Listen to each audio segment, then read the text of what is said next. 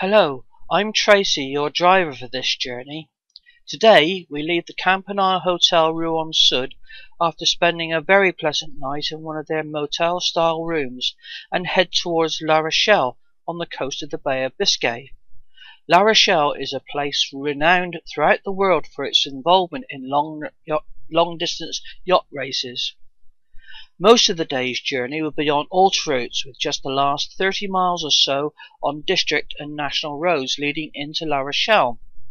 There were quite a few Brits staying at the Campanile, and many were amazed that we were driving all the way to Spain.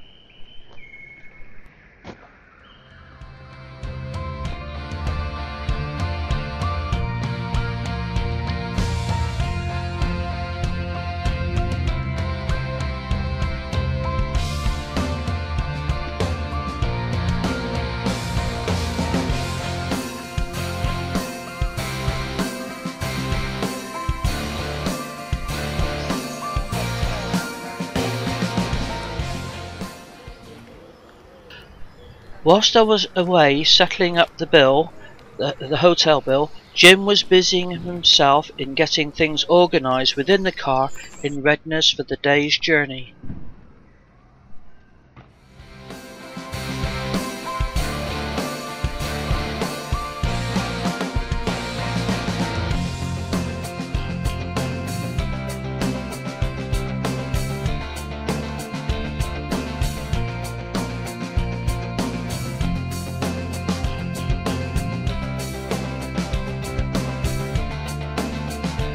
We left the hotel and joined the D138, which quickly became the N138 and took us on to the A13 Paris to Cannes autoroute.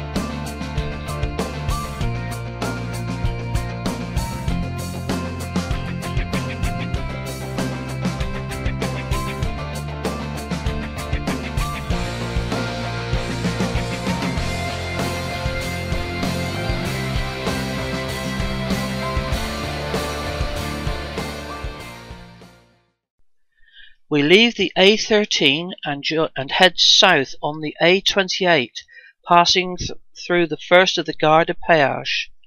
It is beginning to look as if this section of the autoroute will be quiet.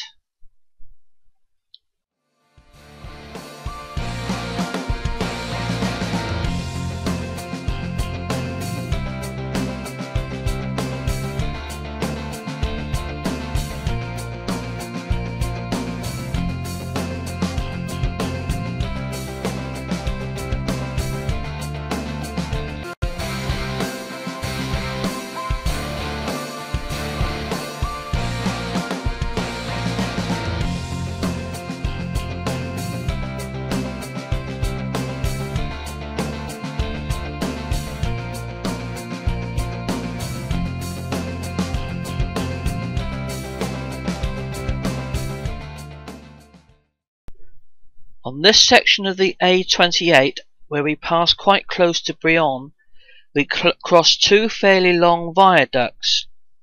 Both of these viaducts would appear to have been built to a budget, whilst actually on the viaducts the carriageway reduces to one lane in each direction.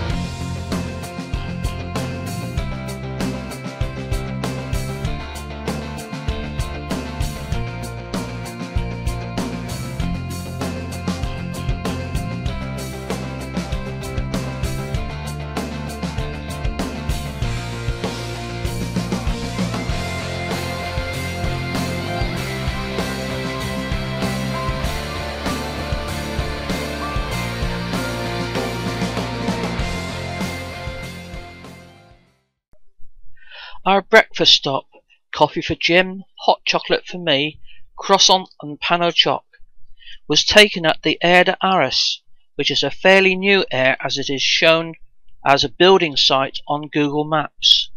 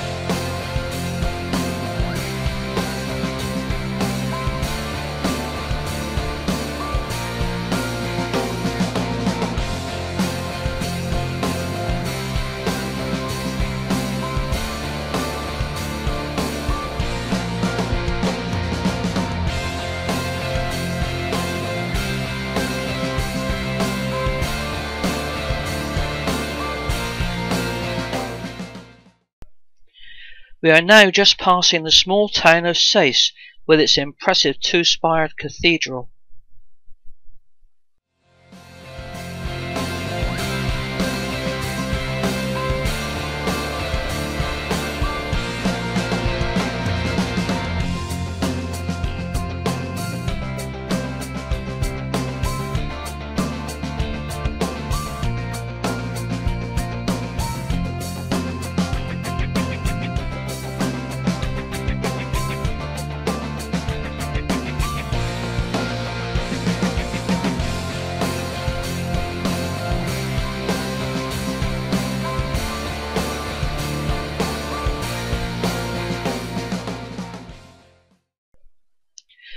Alençon is on our right.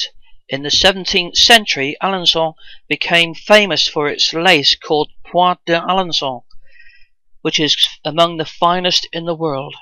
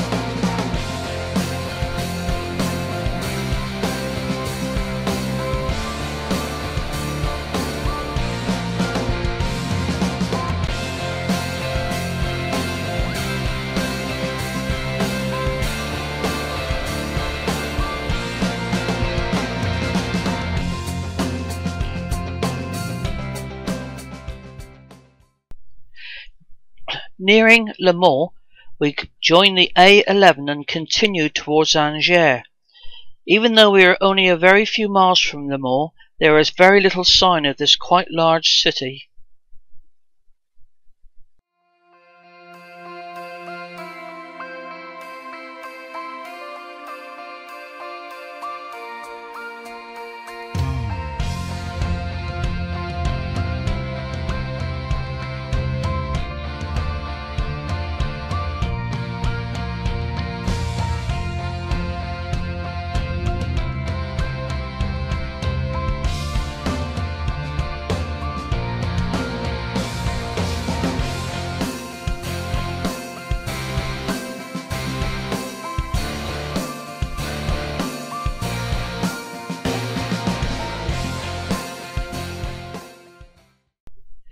We continue along the A11 towards Angers, travelling through typically French countryside with little sign of there being any appreciable habitation.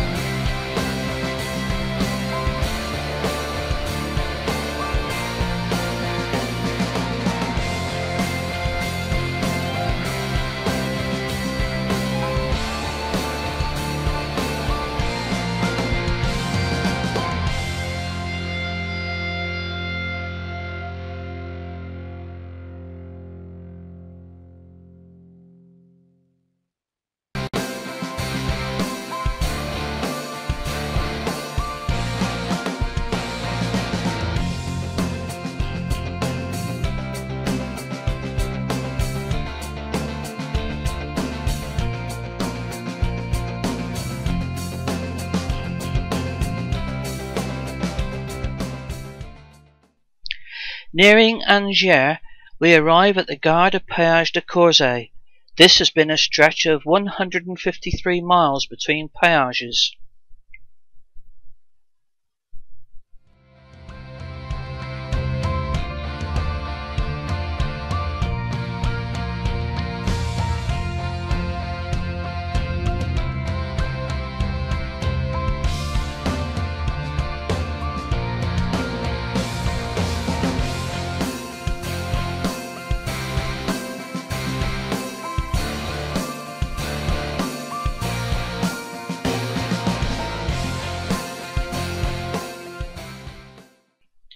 We take our lunch break at the Quick restaurant, which is part of the Aire des Ports d'Angers.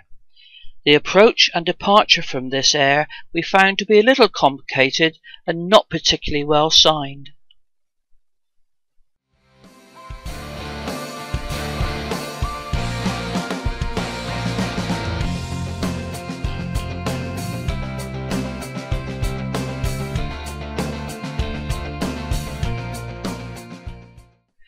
We restart our journey by joining the A87 travelling south and soon cross the Loire.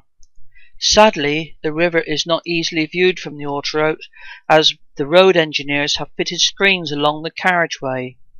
These are possibly both to prevent a hazard from crosswinds or drivers being distracted by the view.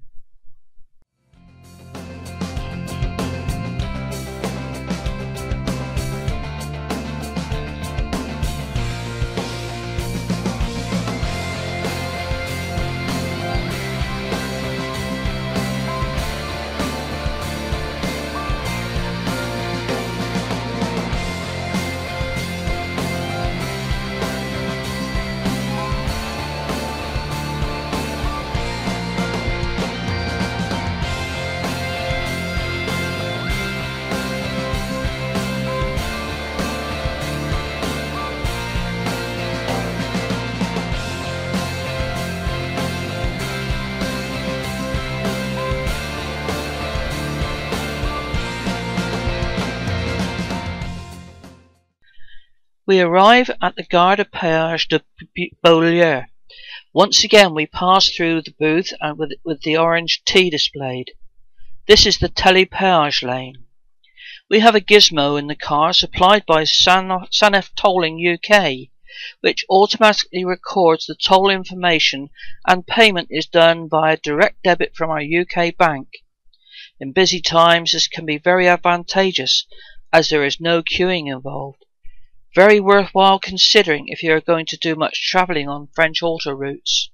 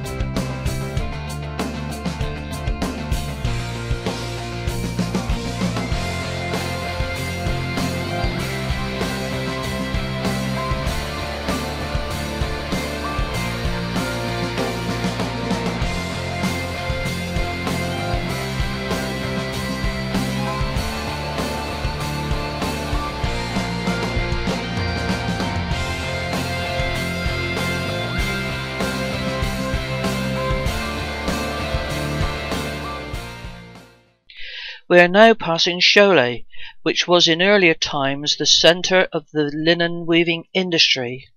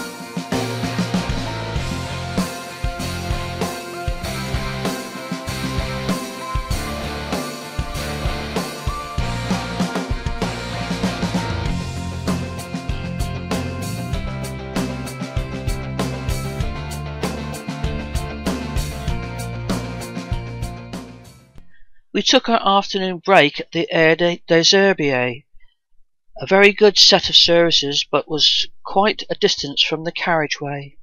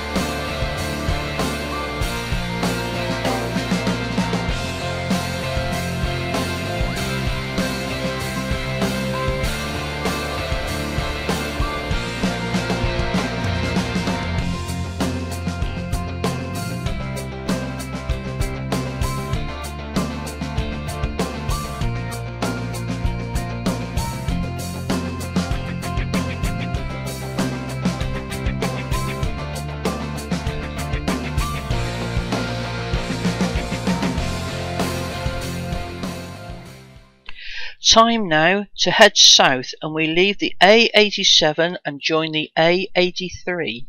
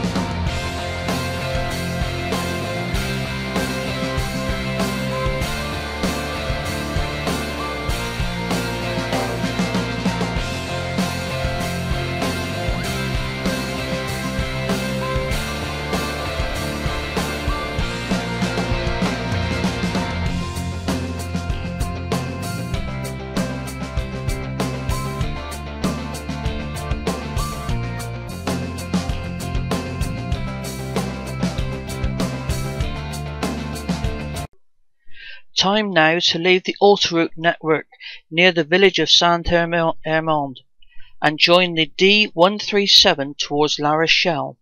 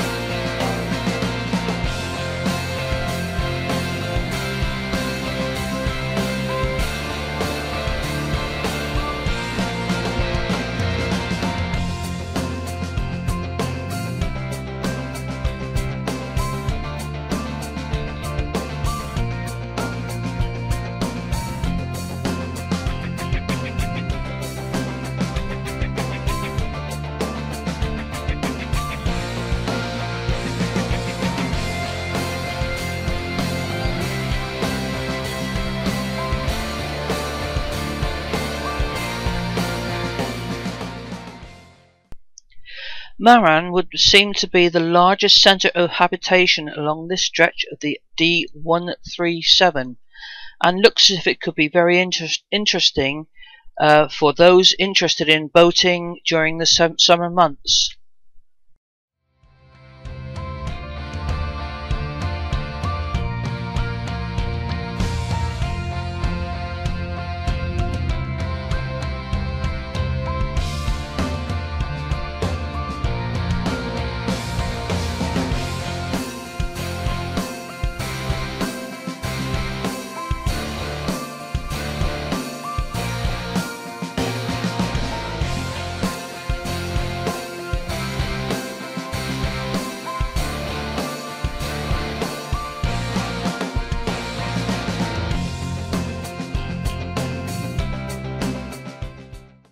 Nearing La Rochelle, we joined the N11 and continued to our destination, the Campanile Hotel on the outskirts of La Rochelle.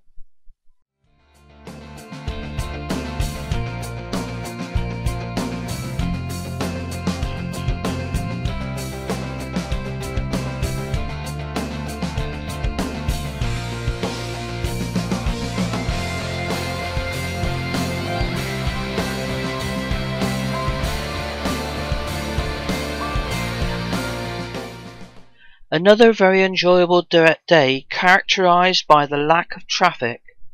Okay, we encountered traffic leaving Rouen and going around Angers, but the remainder of the journey was very comfortable. Yet again, a surprising number of British registered cars and vans on the road. We spent our third day here at La Rochelle in order that I can have a break from driving. La Rochelle seems to be quite a pleasant coastal town with a lot of boats in its many harbour basins. Sadly, the weather was not too good, dry, windy, overcast and a bit too cold for real enjoyment. We refuelled the car at the local branch of Ile-le-Claire in readiness for our next stage of the journey, our longest when we would cross into Spain.